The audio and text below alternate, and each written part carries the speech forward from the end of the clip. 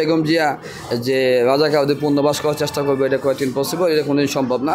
আমরা জানি যে সালাউদ্দিন কাদের চৌধুরী, তার বাবা ছিলেন পূর্ব পাকিস্তানের ফজলুল কাদের চৌধুরী প্রেসিডেন্ট, এবং তাকেও একই অপরাধে ফাঁসি দেওয়া হয়েছে, যুদ্ধাপরাধী। সেই হিসাবে বিএনপিতে এত বড় রাজাকার স্থান দিয়ে এবং কেন্দ্রীয় কমিটিতে তাকে অবস্থান দিয়ে, এটা কি বেগম জিয়া কি একটা আপোষহীন নেত্রী হিসাবে কি আপোষ করার মতো না?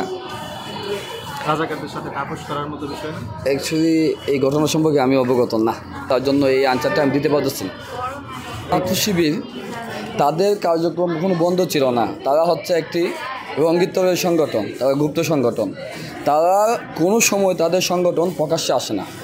তারা বিগত দিনে কার্যক্রম করেছে ছাত্রলীগের এজেন্ডা হয়ে, ছাত্রলীগের এজেন্ডা বাস্তবায়ন করার জন্য তারা কাজ করছে, তারা রঙ্গিত থেকে কাজ করছে। এখন 5 তারিখে যে 27শে জুলাইয়ের এটাকে পুঁজি করে তারা সামনে আইবিএস হয়েছে। হ্যাঁ, মানে তাদের যে একবার আত্মগোপন ছিল এটা এমন কথা না, তারা আত্মগোপন ছিল রঙ্গিত করে। হ্যাঁ, তারপরে এখানে যে সুন্দর দৃশ্যগুলো আসলে দেখতে ভালো, কিন্তু কথা হচ্ছে আমরা অবশ্যই আপনি আগে আসতে নিয়ে জানি না, এখানে যুদ্ধ অপরাধী যারা জামাতে আমরা জানি যে পাকিস্তানের দোষর ছিল, তাদের ছবিগুলো এখানে লাগানো হচ্ছে। এটার বিরুদ্ধে আমরা মানে ছাত্র সমাজ, সুশীল সমাজ থেকে আমরা ধিক্কার জানাচ্ছি যে স্বাধীন বাংলাদেশে যে রাজাকার আলবদর আসামদের কোনো জায়গা হতে পারে না। যে তাদের এই অপরাধের জন্য যাদের ফাঁসি দেওয়া হয়েছে, একজন বেঁচে আছে সম্ভবত, আজহারুল ইসলাম, মানে আদালতের মাধ্যমে নির্দোষ প্রমাণিত হয়েছে। তাই সেই নির্দোষ তিনি প্রমাণিত হওয়ার মাধ্যমে কি বিগত যে 6-7 জনকে ফাঁসি দেওয়া হয়েছে তারা কি নির্দোষ প্রমাণিত নয়? এটা কি মনে করেন আপনি? নির্দোষ প্রমাণিত হয়েছে, বর্তমান আদালত তাকে নির্দোষ প্রমাণ করেছে, ঠিক আছে, কিন্তু বাট এখনও যে আদালত প্রাঙ্গণ, এটা তো আমরা যদি ধরতে চাই যে আদালতটা এখন সমস্ত জামাতের এজেন্ডা হিসেবে কাজ করতেছে, তার জন্য মনে করেন যে চার নির্দোষটা যে প্রমাণ হচ্ছে এটা প্রকৃতপক্ষে সত্যতা, তাই সম্পর্কে আমরা অত রয়্যাল নাই, বাট আমাদের অত ধারণা নাই। কিন্তু এটা বিজ্ঞ লোকেরা ভালো করে বলতে পারবে যে এটা সম্পর্কে অতটুকু জাস্টিফাই করা হয়েছে কিনা।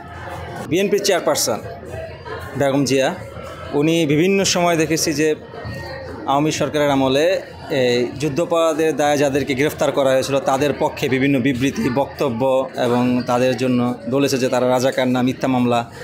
তাহলে কি এই বক্তব্যগুলো এবং এই দৃষ্টিভঙ্গি থেকে বেগম জিয়াকে আপনারা কি রাজাকারদের পুনর্বাসন বা রাজাকারদের সঙ্গী অথবা সমর্থক মনে করেন কিনা, বা আপনাদের দৃষ্টিভঙ্গি কি? না, অবশ্যই না, কারণ হচ্ছে আপনি প্রথম বললেন যে বেগম জিয়া একমাত্র বাংলাদেশের একজন নারী মুক্তিযোদ্ধার মধ্যে যদি প্রথম সারি মুক্তিযোদ্ধা দেওয়া হয়, এটা হচ্ছে বেগম জিয়াকে আমরা ধরতে পারি। এবং বেগম জিয়া উনি এমন একজন নেত্রী, ওনার সম্পর্কে গুণগান গায়েবের শেষ নাই। উনি একজন নেত্রী যে যাকে বলা হয় আপোষহীন নেত্রী।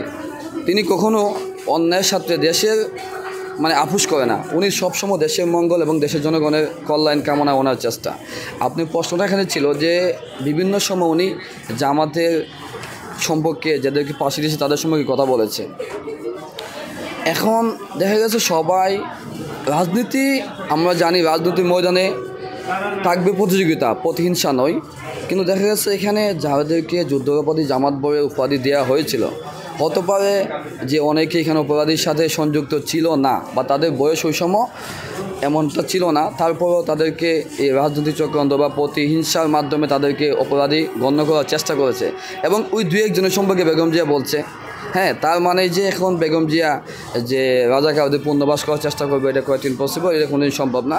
কারণ বেগম জিয়া উনি আপনি জানেন যে উনি সাবেক 3বার প্রধানমন্ত্রী, নির্বাচিত প্রধানমন্ত্রী, এবং প্রেসিডেন্ট শহীদ জিয়াউর রহমানের সহধর্মিণী। ওনার সবসময় দেশ ও জনগণ ও দেশের কল্যাণের জন্য উনি কাজ করে এবং ভবিষ্যতে করবে, এটা আমরা আশাবাদী। কিন্তু আমরা জানি যে সালাউদ্দিন কাদের চৌধুরী, তার বাবা ছিলেন পূর্ব পাকিস্তানের ফজলুল কাদের চৌধুরী প্রেসিডেন্ট, এবং তাকেও একই অপরাধে ফাঁসি দেওয়া হয়েছে, যুদ্ধাপরাধী। সেই হিসাবে বিএনপিতে এত বড় রাজাকার স্থান দিয়ে এবং কেন্দ্রীয় কমিটিতে তাকে অবস্থান দিয়ে, এটা কি বেগম জিয়া কি একটা আপোষহীন নেত্রী হিসাবে কি আপোষ করার মতো না? রাজাকারদের সাথে আপোষ করার মতো বিষয় না। অ্যাকচুয়ালি এই ঘটনা সম্পর্কে আমি অবগত না। সালাউদ্দিন কাদের চৌধুরী, হ্যাঁ, আমি সালাউদ্দিন কাদের, কিন্তু ঘটনা সম্পর্কে আমি পরিপূর্ণ অবগত না, তার জন্য এই আনসারটা আমি দিতে পারতেছি না। Yes sir.